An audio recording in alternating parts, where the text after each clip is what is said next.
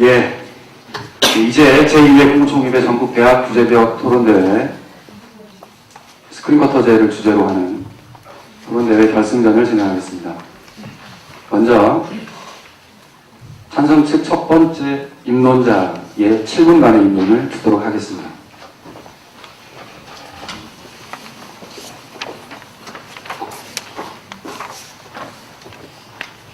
네, 찬성 측 첫 번째 토론자의 입론을 시작하도록 하겠습니다. 네, 먼저 이곳 결승까지 올라오게 돼서 대단히 감사한 말씀을 여러분들께 드리고 싶습니다. 자, 오늘 논제는 정부는 스크린커터제를 폐지해야 한다는 논제입니다. 그리고 저희는 찬성 측에 서서 저희의 논제를 펼칠 예정입니다. 스크린커터 문제의 발단은 무엇일까요?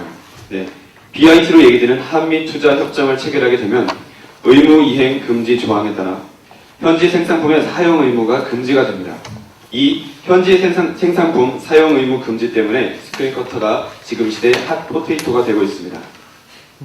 자, 하지만 저희는 오늘 스크린커터를 둘러싸고 있는 수많은 공방들 중에 영화 외적인 것은 제외하고 영화 내적인 것에 대해서 집중적으로 토론하기를 기대합니다. 자, 한국 영화 시장 구조가 변하고 있습니다.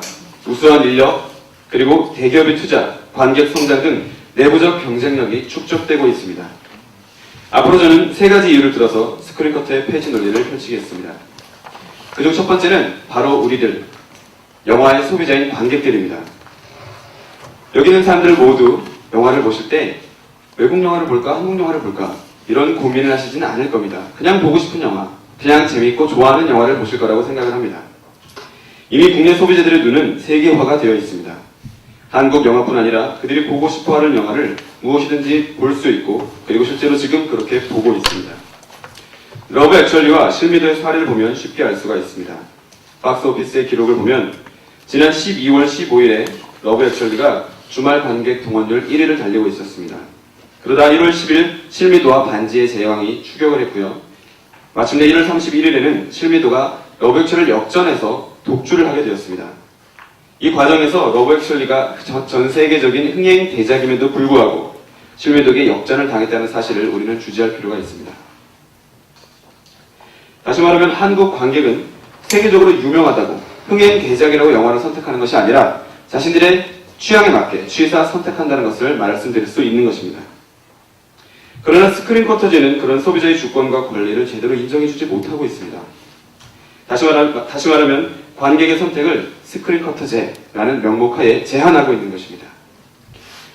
우리 모두 알고 있는 것처럼 지난 1995년에 극장주들이 스크린커터 위헌 소송을 제기한 바가 있습니다. 물론 그 결과는 합헌이라는 판결로 났지만 우리는 이 사실을 그냥 넘어갈 수가 없습니다. 극장주들의 청구 내용을 살펴보면 이렇습니다. 스크린커터제는 공연장 경영자들에게 보장된 직업 선택의 자유와 평등권의 각 본질적 내용을 침해하는 것일 뿐 아니라 경제 질서의 기본 원칙을 선언한 헌법과 모든 국민의 행복 추구권을 규정한 헌법에도 위배된다. 따라서 스크린커터제는 마땅히 위헌 선언이 되어야 된다는 것입니다. 네, 두 번째 이야기는 우리나라 극장의 이야기입니다. 스크린커터의 폐지를 반대하는 사람들이 말하는 것처럼 극장이 배급사에 의해 휘둘리는 시대는 지나갔습니다. 이제 극장들은 변하고 있습니다. 서울 삼성동에 위치한 메가박스 시네플렉스의 예를 들어보겠습니다. 한국능률협회 컨설팅이 주관하는 제11회 고객 만족 경영 대상에 기업은행, 에이스침대, 그리고 웅진코웨이 개발과 함께 이 메가박스는 최우수상을 차지했습니다. 또한 한국생산성본부의 2004년 국가 고객 만족도 조사에서 영화관에 대한 고객 만족도는 평균 73점으로 조사가 시작된 뒤 70점, 영화관이 70점을 넘어선 것은 처음 있는 일입니다. 이는 멀티플렉스 극장이 널리 보급되고 또한 영화관의 시설과 인적 서비스가 좋아지며 영화관 업체들이 앞다투어 고객 맞춤 경영을 실시한 결과라는 게 생산성 본부의 진단입니다.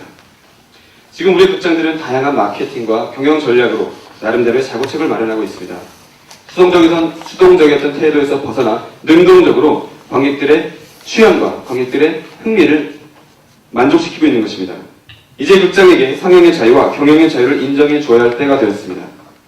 마지막으로 영화 자체의 경쟁력 향상을 스크린 쿼터제 폐지의 이유로 들 수 있습니다.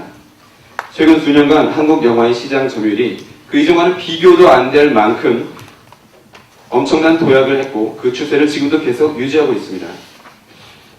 극장들이 국산 영화 의무 상영 일수를 훨씬 초과하여 한국 영화를 상영해 오고 있는 것입니다. 만약 스크린 쿼터제 폐지를 반대하는 사람들의 주장대로 한국 영화가 스크린 쿼터가 없으면 흔들릴 만큼 그 정도로 취약하다면 이러한 사실은 무엇으로 설명할 수가 있겠습니까?